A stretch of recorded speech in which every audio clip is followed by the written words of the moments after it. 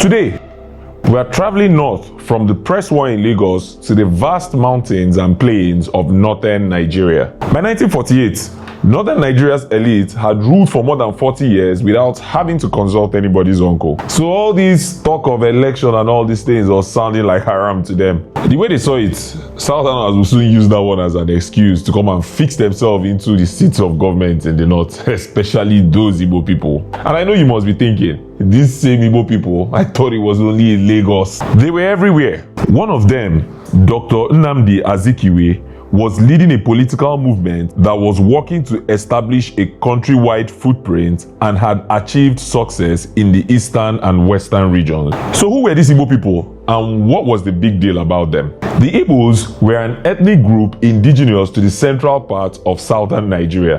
When the British began their wars of conquest, Igbo land was for the most part a large collection of towns and villages that spoke different dialects of the Igbo language and had very few actual kings. Instead of kings, most Igbo towns were led by their elders, and every kindred had a say and a vote in the direction of the village. Unfortunately, arable land did not too plenty for there, and the British were not doing much economically besides buying cheap palm produce, so the population quickly outgrew the economy. The Igbo began to migrate into other regions, particularly the commercial centers of Lagos and Kano, and notably the tin mining town of Jos. Like any group of immigrants in what looked to them like a new country, the migrant Igbo clustered together into mutual aid societies. They took up trading, and those with formal education entered the civil service in their new locations. With time, these communities grew rich and influential, and their hosts were watching. Most have said that the Igbos were too proud and looked down on their neighbors. Like everyone doesn't do it, including the people complaining. Think about it. The Igbo have a name given to them by the Hausa, Nyamiri, like a mispronunciation of Nyamumiri, or in English, give me water. You can almost see it.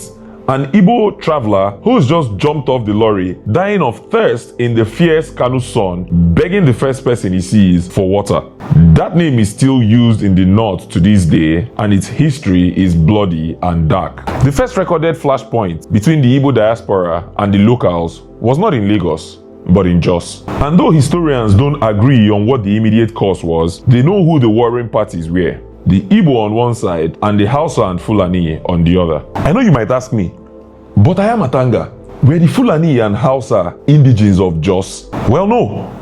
But that's where the British came in. You see, in the Hausa city-states, the emirs were allowed to rule as vassals of the British and maintain their traditional power structure.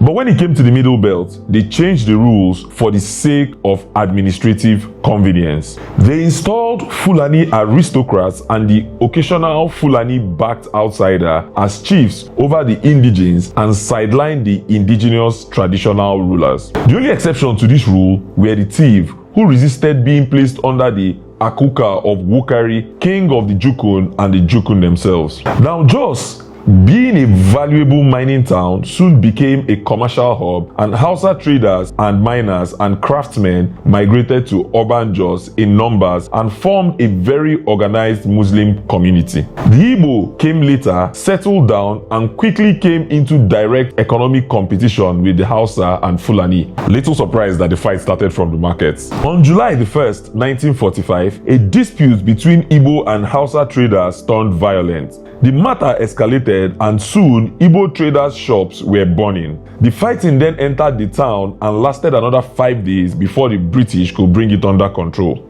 In the end, several people lost their lives and their fortunes, and Nigeria had lost another chance at unity. The Igbo looked at the Hausa and saw hate, and the Hausa looked at the Igbo and saw the threat of being dominated by outsiders. The most ironic part was that the Fulani, the Hausa, the Igbo all were migrants in Jos. The indigenes just dey sideline, they take notes. So yes, the northern elite took note of Jos and saw the growing wealth and influence of the Igbo in Kano and Zaria, and the popularity of southern politicians like Azikiwe and Awolowo, and read it as a threat. They responded in 1948 by forming Jamia Mutanen Arewa, a socio-political organization whose stated goal was to protect the North from southern domination.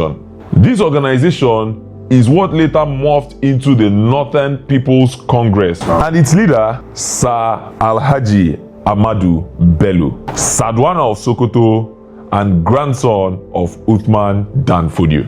Still in 1948, Sir John Macpherson had assumed office as governor of the colony, and his mission was to craft another constitution and involve the natives in government. Unlike his predecessors, Macpherson actually held consultations with Nigerians from all three regions.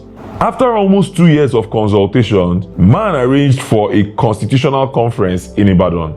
In the end, the only real change was that all regions would have representatives in Lagos. The northern region got 68 seats, and the eastern and western regions got 34 apiece. Everything else was practically the Richard's Constitution with extra steps. When it came to the part about elections, that was where the real government magic happened. In the southern regions, there was a system they called limited franchise, where the people would vote for members of an electoral college, and then the electoral college would vote for members of the regional assembly. In the north, nothing like that though. The native authorities and council of chiefs, who were dominated by the Fulani elite, nominated the members of the regional assembly everywhere in the north, except in the urban centers of Zaria, Kaduna, Kano, Bauchi, and Jos. It's impossible to know how Macpherson managed to convince the southern elite to agree to it, but on January 1st, 1951, the Macpherson Constitution came into force. Elections were scheduled for the second half of the year: August for the western region, October for the eastern region, and December for the northern region. And you see those western elections, Game of Thrones no reach am half. Azikiwe knew he had popular support in Lagos, and the man knew how to address a crowd. Furthermore, the NCNC's main opponent was Action Group, a party that had only just formed.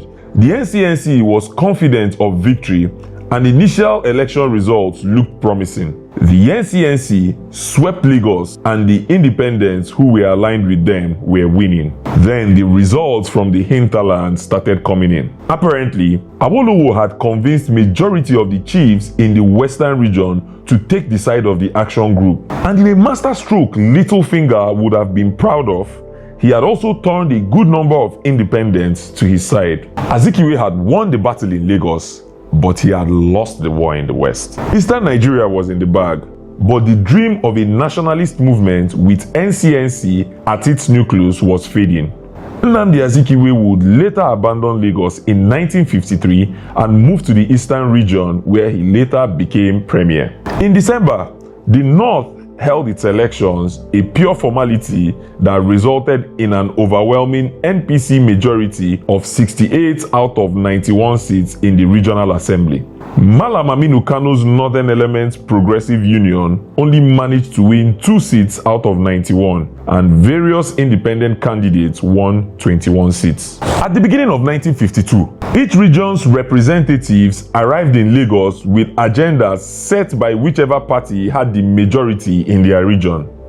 The distrust between them was so bad that when Anthony Enahoro moved a motion in 1953 for independence by 1956, the northern delegation cried foul and violence broke out in Kano. And guess who was on the receiving end? You can argue that our heroes past should have rejected the Macpherson's constitution, or that regionalism killed Nigeria. But who knows? Maybe Nigeria should have been more regionalist. Maybe if the South had allowed the North to remain a British colony, things could have been a bit different. I mean, I could draw a straight line from the troubles in Jos through the 1953 riots in Kano all the way down to the Civil War. But that's a story for another day on Historia with Ayah Matanga. Ayah, go and build your local government.